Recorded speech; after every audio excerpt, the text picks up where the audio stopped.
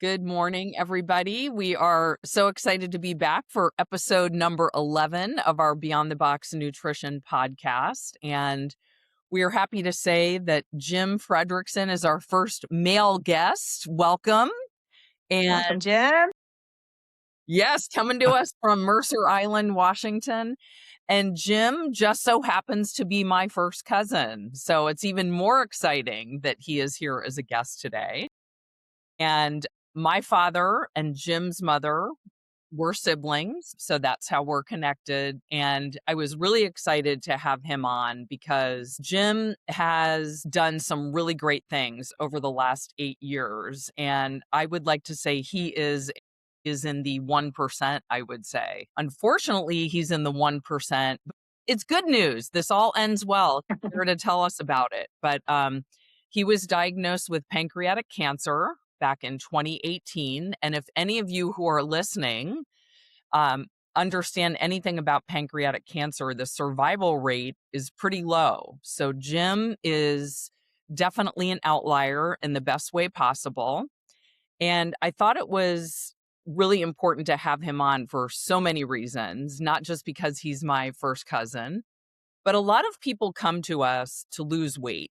And that's really a big reason that people come to us. And Sheena and I really try to get our clients to focus on the fact that losing weight is about being healthy emotionally, physically, and physiologically. We don't want our clients just to lose weight for the sake of losing weight.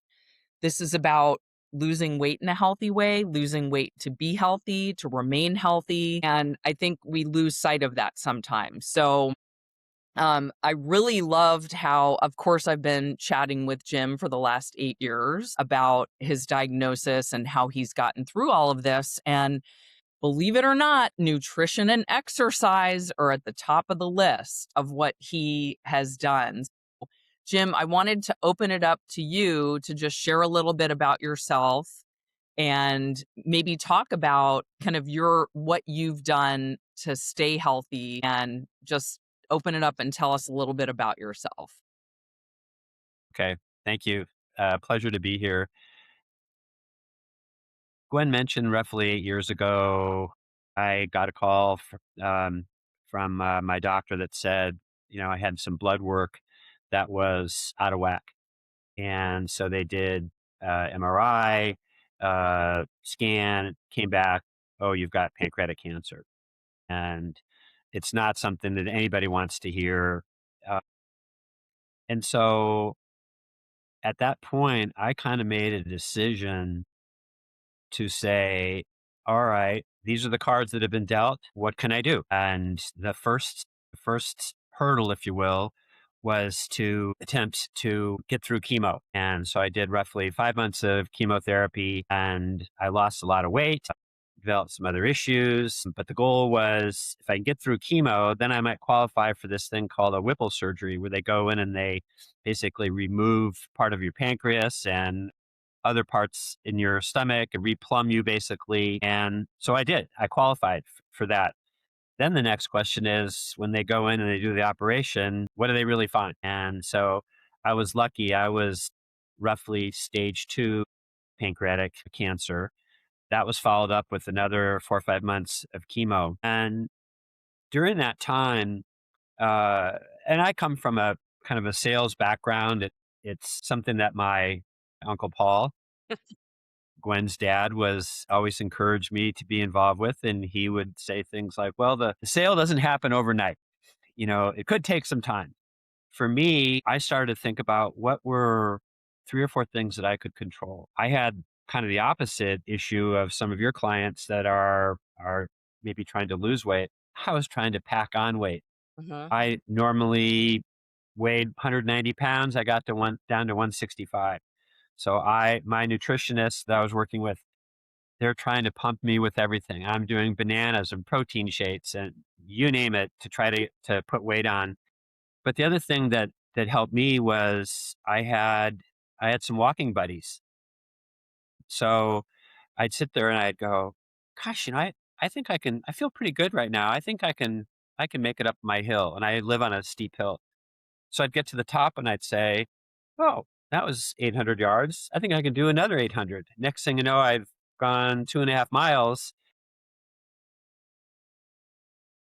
I could manage that. Not always perfect. Some days was harder than others, but I kind of looked at this aspect of I didn't know if the clock was ticking. Did I have months, a year, 2 years? And so for me, it became kind of how do I manage a moment? And is that moment, an hour, a week, whatever? And so I started to say to myself, what kind of attitude do I have? Am I eating right? And I stopped eating, things that you can imagine are not good for your stomach, red meat, processed foods, all that stuff, kind of pivoted more to green leaf, spinach, chicken, fish, a lot of fruit. And the other thing that's interesting when you go through, you know, kind of this cancer issue is my stomach is not as large as it once was before. So I have to eat 4 or 5 small meals during the day. And so if I go out and play golf, which I do quite frequently now, I'm always snacking. I'm eating bananas. I'm eating, decent power bars. I have to have that energy boost. Otherwise I get fatigued. And so it's kind of a conscious effort for me. I'm always packing carrots and you name it to go out on that. So I as I kind of went through this process, it was nutrition, exercise, attitude. Another piece was gratitude because when you're going through kind of a cancer battle, if the clock does start ticking and I only have so many more days, um, I can make a choice. Do I really want to focus on the negative and have negative energy in my system? Mhm. Or can I focus on something that's positive? Can I be thankful for the 50 letters that Gwen and her sister sent me to encourage me during my cancer period? I also kind of have a little bit of a service thing that I weave into it. I talk to people that I get called, "Hey, I understand you've gone through some cancer issues. Would you talk to my brother? He just got diagnosed." Or would you talk to my uncle? And I'm not a medical professional, so I can't talk to them about what underlying conditions they might have had previously, whether it was, gastro or IBS or Crohn's disease or what have you. But I can talk to them about, can you make a choice to control what you think you can control? And in that, excuse me, that was a hard part of the process for me. But I felt like if I could get through that, I might have some chances. And it hasn't been perfect. I've had some hiccups. I've had over 25 CT scans, um, during this time. So, one every quarter or one every 6 months. They found some things which they've been able to deal with radiation and some other surgery.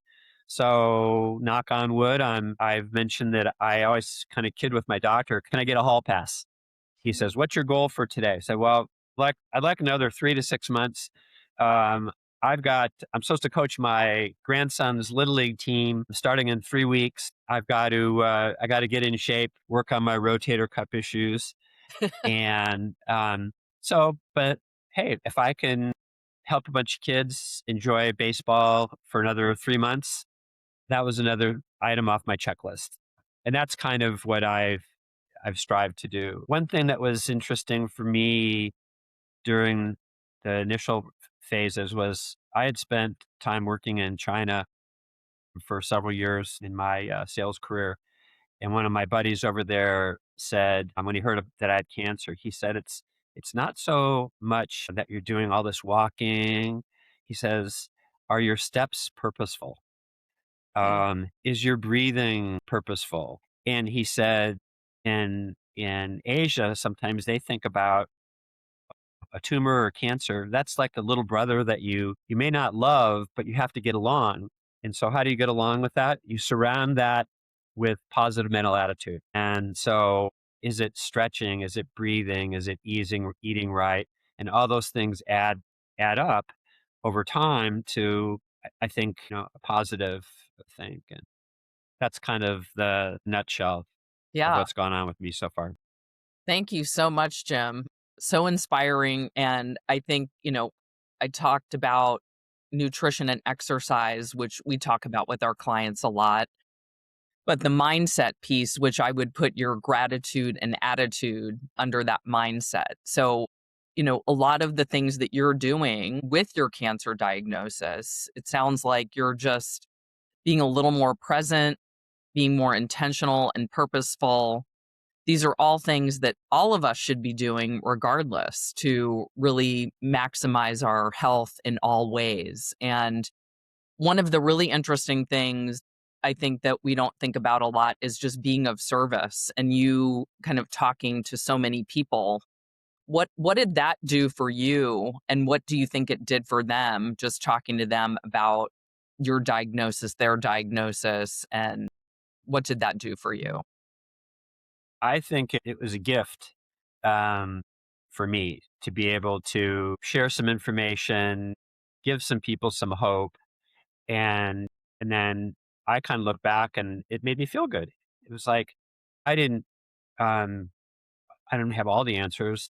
One of my issues is, do you feel comfortable with your medical team? And in one of your podcasts, I think you guys talk about making sure that you advocate for yourselves when you're talking to medical community.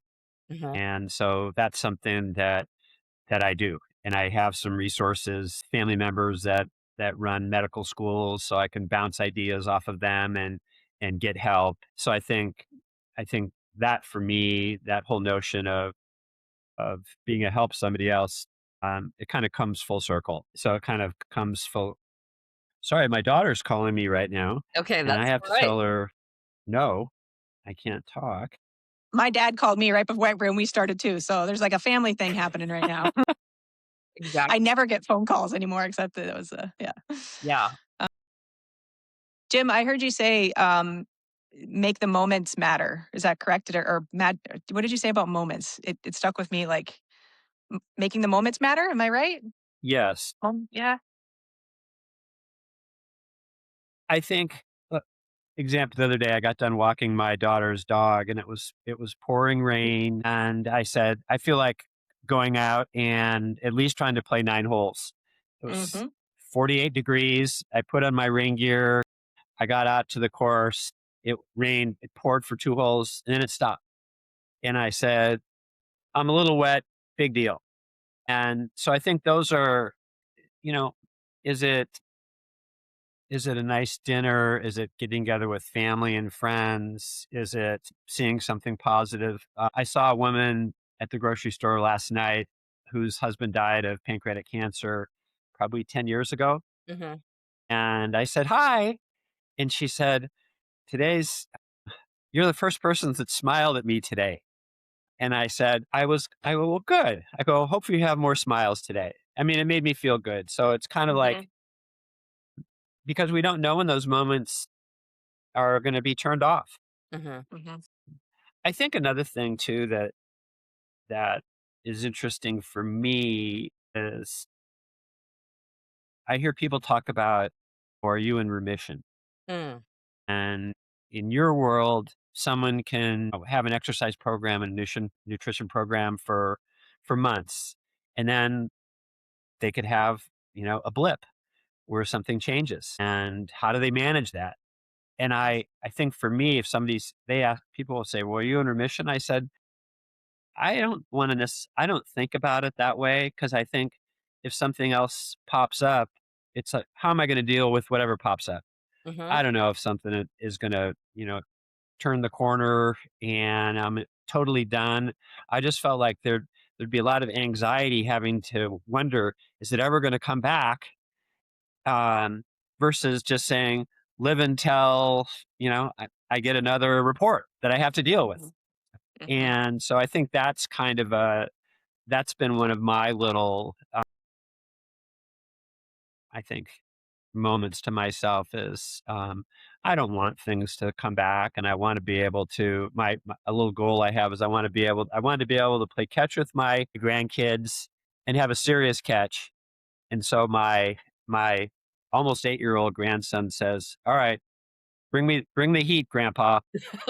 So I can throw a little bit, and so now the question is, I want to see his first high school baseball game. So yeah, I have some goals that are interesting to me. Yeah.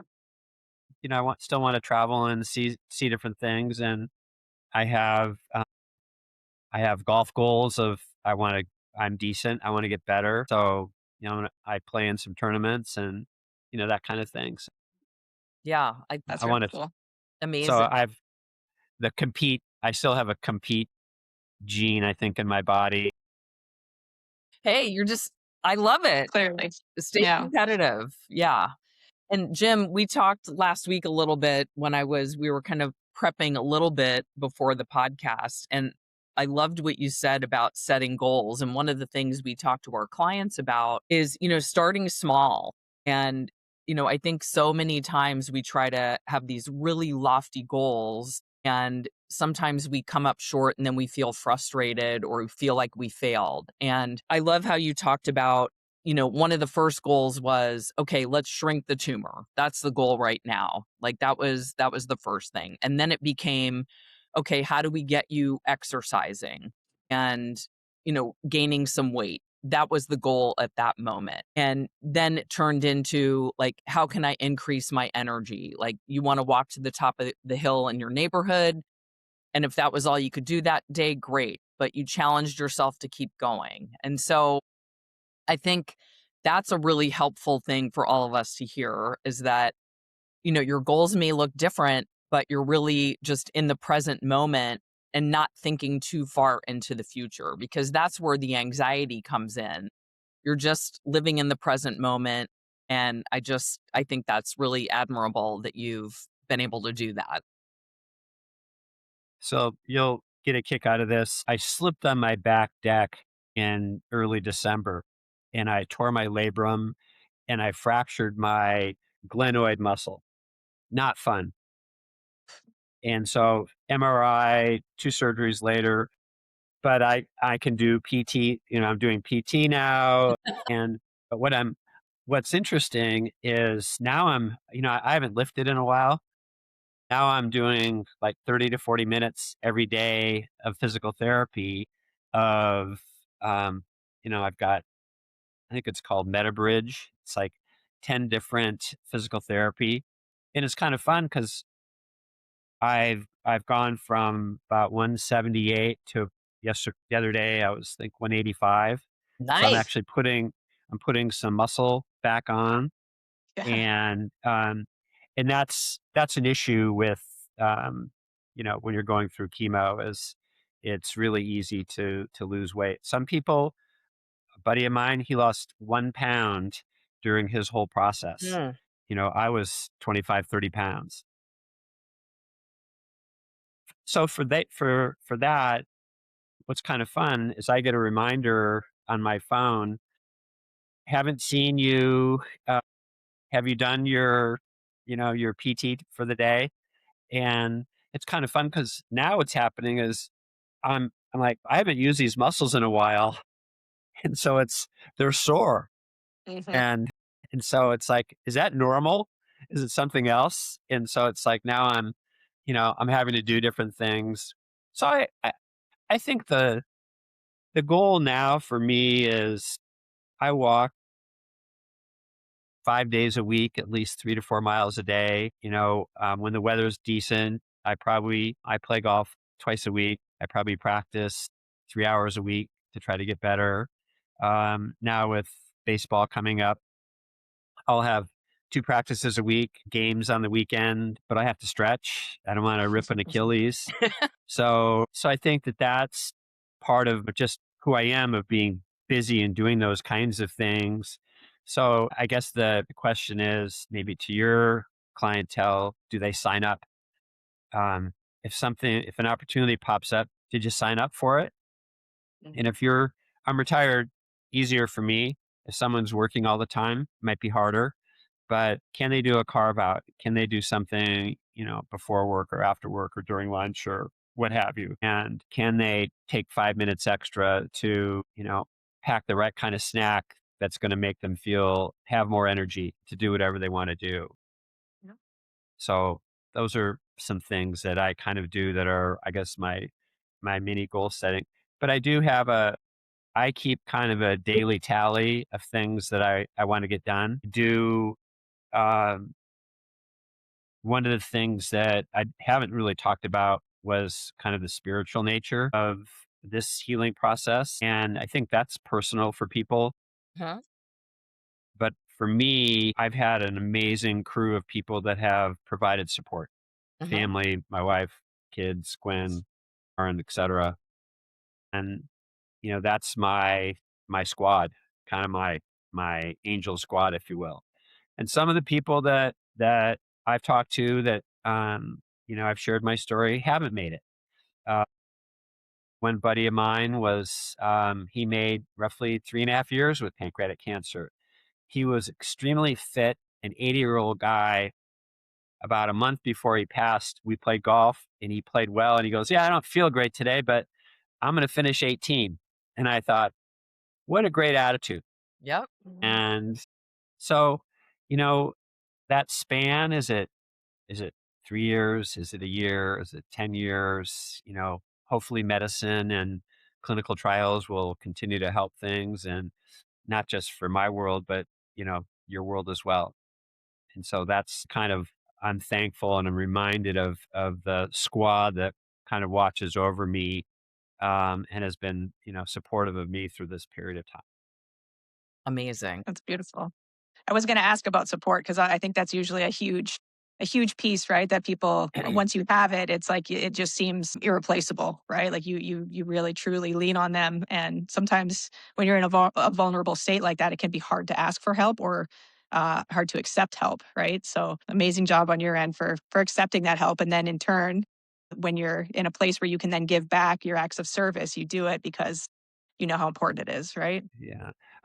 My primary care physician, last October said, um, "You've been through a lot of pathology, Mhm. um, scans, and, you know, cystoscopy and thisoscopy and thatoscopy and you name it." And he goes, and there's a thing that they call scanxiety.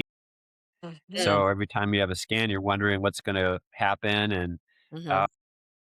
and so he said, you might want to talk to a therapist over at Fred Hutch, which is the cancer center that I go to. And so I did. And she asked me, you know, tell me your story. So it's very similar to what we're talking about today. And what are you scared about? And I said, I'm sure I'll have moments where, um, I'll be depressed about certain things. But for me, when I work with other people, or I'm on an alumni board for my university, so I help with kids on internships and jobs. I think that kind of helps me defocus of, negative issues. And then I coach basketball in the fall, and that was busy. Again, it doesn't leave you time to kind of dwell on Mhm. negative. So can I tee up some things that allow me to have to, regroup and get energized about something? And so the therapist thought those were good things. And then she also got me more formally plugged into some of the programs that they have at Fred Hutch to talk to people. Huge. So and it's scary. I think it's scary for my family. And every time I hear of somebody that's diagnosed, I kind of cringe a little bit. Mhm. And, um, and then you're just hoping, did they catch it early? Early detection in our world is a huge thing these days. So that's something that, um, I think is hopefully we keep investing in that as a country. Yeah. Jim, can I ask you, I mean, your mentality right now and your outlook is incredible. Pre-diagnosis, were you always this positive? Like, did you always kind of see the proactive choices and everything, or do you think the diagnosis changed things, or did it just a different lens? I don't know. What do you think, Gwen? Think I think you were. Yeah, I do. It just magnifies it. It probably makes it even Think more so. like more of a superpower. Yeah. Yeah, I think so. my career was always involved with sales and marketing. And so I was in the high tech world, and I had teams over the world that negotiated license agreements with um, hardware manufacturers. And so you always had a big target every year, new quota. How are you going to do it? Figure it out. So that was always there. And I always felt like, as part of that process, having a good attitude was important, Mhm. and getting buy off from my teams, and how do I help them be successful? If they weren't successful, neither was I. And so it was always a collaboration kind of effort. And so I think, generally pretty positive Yes. in my work career. And then, I talked about coaching now. I did a lot of sports coaching when my kids were, 5 or 6 to 13, 14. And so then to then come back, so that would have been early 2000, 20 years later, to, um, you know, strap on the cleats, whatever, and go coach. I'm a little bit more senior than the other coaches that are out there. Okay. But then, and I think our family growing up was positive, but also very competitive, Mhm. fun loving, but competitive Mhm. and stuff. And so, and I ran track in college. And so that was, I wasn't great, but I did it. There you go. I have to tell you, sorry, Gwen, I know I'm jumping in all the No, questions go here, for but it. I love there's it. such a there's like a story that my grandfather, his name was Gus, who is my son is partly named after. He died of pancreatic cancer when I was 8. I feel like I need to tell you, like, your grandkids, like, they're remembering this time with you, because I remember I was 8, and I remember my grandfather playing ball with me. I grew up playing softball, and I have, like, nothing but these, like, amazing moments and memories of playing with him and him doing those, like, sports with me. And so I just when you were talking about coaching your kids, I'm like, I know, like, sometimes when you're kids, you're like, "Are they gonna remember this?" And, like, I cannot, like, I'm 43 now, 42, and I still remember that 8-year-old girl playing with my grandfather. So, like, the things that you're doing Oh, now, like, I think it's so important. And um it does matter. It truly, truly does matter. Every moment matters like that. And I mean, all of our clocks are ticking, right? And, like, sometimes it does feel faster than others, and that's true. But I think it's really amazing that you're doing that for them, and they're gonna remember it for sure. And again, I hope they remember the high school dances too. I hope you get all of that stuff. I just think it's really, thank you. really Thanks for special. sharing. Thanks for sharing that. Um, it's a riot because they're into, you know, uh, all the gear.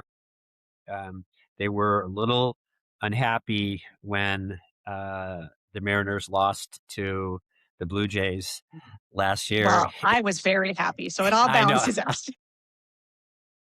but they do. They're into it now, and it's fun, and so I'm glad I have a chance to be able to do it. So thank you. Yeah.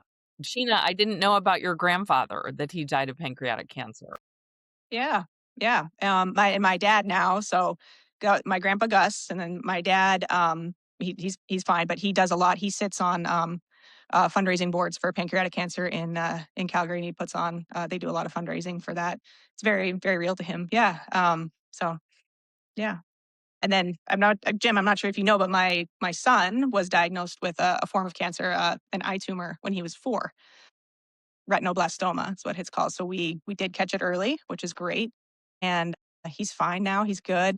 When you were speaking about remission, it kind of hit home with me too, because we never use that word. And I don't think that the doctors are really going to ever offer that word, because it's something where it's just, he's going to have a calcified tumor in his eye for the rest of his life. But yeah, man, you talk about scanxiety, and he's got to get scans every couple months, and the initial scans, making sure it was just in his eye and not elsewhere in his body. Like, that stuff is, that's heavy. It's very, very heavy. It's heavy. Yeah, Yeah, it's hard. so I mean, I this Friday I have another scan. I get the mhm, results, next week, and mhm. with the whole team, and so it's like stay busy doing things between that time frame, and it's not easy. I I do participate in a pan can walk every April here in Seattle. I think 4 years ago, they there were maybe 4,000 people in the audience, and they said, anybody that's a survivor, come to the stage. And there were maybe 8 or 10 of us. This last year, there were probably 25 Right. that came up to the stage, and they keep talking about, advancements and, new treatments and dealing with the after effects of chemotherapy and things like that. So um, there are more things that are being discovered all the time. So it's great that your family is involved with supporting that effort. So, and I've done trials and participated in research. I've done all the genetic testing, just to try to make my kids feel more comfortable Yeah. that what I had is actually not in my particular gene pool, Hmm. but then trying to figure out other ways to make the journey easier. I've been lucky. A lot of people have neuropathy after chemo. I kind of said, oh, I have a little bit of it, but I would go to the baseball park and I would start at home plate and I would grab onto the fence and I would run to the left field foul pole, and try to pound some sense into my feet to say, you're not going to have neuropathy. I have a little bit, but not bad. I can still jog and I can still do layups and stuff like that. Nice, nice. So yeah, I guess the goals that I have are, wake up, feel good, try to help some other people, and enjoy life. There you go. Sounds like all of those are choices that you're making too, right? It doesn't happen to you. I haven't heard you one time in a victim mentality mode. And I love that we're big on that, right? You always have a choice, and attitude and Yeah, gratitude, like you mentioned, are choices, right? and I think that it's it's kind of also from a happiness standpoint, we are who we are. Can we make little course corrections? Could I eat better? I asked my doctor, I said, is what I'm experiencing because of my diet? He goes, no, it wasn't the cherry pie with ice cream you had last Friday night. Now, if you had cherry pie with ice cream 4 times a day for 10 years, that might be Right. an issue. There you go. Yes. Sounds like what we say to our clients, right? Like Yeah. you gotta enjoy Got life. a little. Yep. Moderation, I think, moderation for diet I think, is a big thing. So Yeah. anyway, So Jim, sounds like, I mean, here are the themes I'm hearing. Tell me if I've missed anything. So you've got nutrition and exercise, attitude, positive mental attitude, gratitude for what you have and the people you have in your life. And then the two other pieces are service to others, whether it's coaching your grandson or helping out your college alumni association or other people who have been diagnosed with cancer, and community. And that includes family, your neighbors, the woman you saw at the grocery store and smiled at her knowing that her husband passed away from cancer. And I bet if she didn't have a husband who passed away from cancer, you would have smiled at her anyway. So you've given us so many reasons to see how we can live, not only after a cancer diagnosis, but just every day, no matter who we are or what we're dealing with. I think that's a recipe for an amazing life. So very, very inspirational how you've managed not only your diagnosis, but and add in a little humor, right? You got to have a little, I didn't have to include that. laugh, So have to. absolutely. Comedic. Yeah. And actually, my father, Jim's uncle, also had pancreatic cancer, and humor was a big part of it. I remember going up the escalator at the University of Pennsylvania when he was headed to one of his oncology appointments. And he always wanted to get his eyelid surgery because that's our Scandinavian culture. Unfortunately, we have the droopy eyelids. And we looked over at the plastic surgeon and said, Dad, we're going to, after you get through chemo, we'll work on the eyelids. We'll get you a consult with the plastic surgeon, right? So it's like, you have to find ways to get through, and sometimes humor is part of it as well. So I feel Enjoy. really grateful that my father was around for 10 months. A lot of people get the diagnosis and they might be gone in a couple of weeks, 2 weeks, 6 weeks, if it's late enough. So, um, I saw a lot of the same qualities in him that Jim is talking about, which is great to see. So, Jim, we're glad you're here. We're glad you were able to Thanks. share all of this with us. What I would say, just kind of in closing, is what's your advice to people who haven't been diagnosed, like just an everyday person who might be listening to this podcast? What can they do to live a healthy life? Out of all of those things that you mentioned, what do you think is most important, or what would your advice be? I'll go back to, I think it was day 2 in the hospital after I had the Whipple surgery, and I was all hooked up with IVs and catheters, and I had a nurse who said, "Time to get moving." Mm, Mm. And so she would put up, there was a whiteboard in the room, and she said, "Let's see how many laps you can do around the hospital ward." love it. So the next day, the doctor came in and he said, "Nice try. We had a guy did 13 laps, which equated to a mile." And he said, I go, 13 laps? I could do 13 laps. So, but it was movement. So I think all the other stuff that I do, we get rain in the Northwest. We do umbrella walks. We bundle up. That's one thing that throughout everything else is I move. And that's probably the biggest thing is I'm walking somehow, walking, stretching this. So that's Lifting probably the weights. key. Now doing a little bit of that, but I think, and I have walking buddies. And so we always kind of, wherever we are, hey, can we meet in 20 minutes? Yep.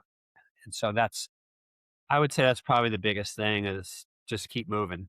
Love it. Awesome. I love it. Fantastic. Okay, I have one. Speaking of humor, well, this isn't even humor, but I have one last question for you, Jim. And I need your Okay. help with this. Who is winning the players this weekend? Who's your pick? Well, I like Victor Hovland because he's from Norway, Great guy. Yeah. Big fan of Victor. but I also like Nick Taylor, who's from Canada. Yeah. And I went to University of Washington, Yeah. and PGA Tour winner, Nick Taylor. he is a winner. So I kind of pull for the Norwegian fellow, but I like Nick, and he's won a bunch. So Yeah. Okay. Dark horse. he won the Canadian Open a few years ago, right? Like a 50-foot eagle. Yes. It was wonderful. Wow. Yes. Seriously? All right. All right. And she, I'm putting together my player pool, so I needed some a dark horse pick. So there we go. here's Good your luck. pick. I mean, I like both those guys. I think Victor, I mean, any of them can win.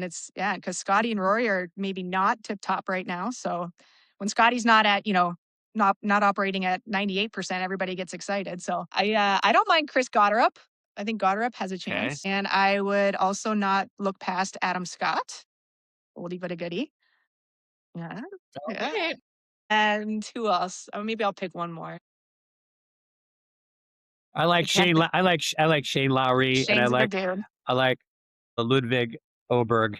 Ludwig From- probably has a good chance too. Yeah. All right. You Yeah, guys there's a bunch. bet? Look at Jim and I just made a whole DraftKings team. We're There you good. go. Very good.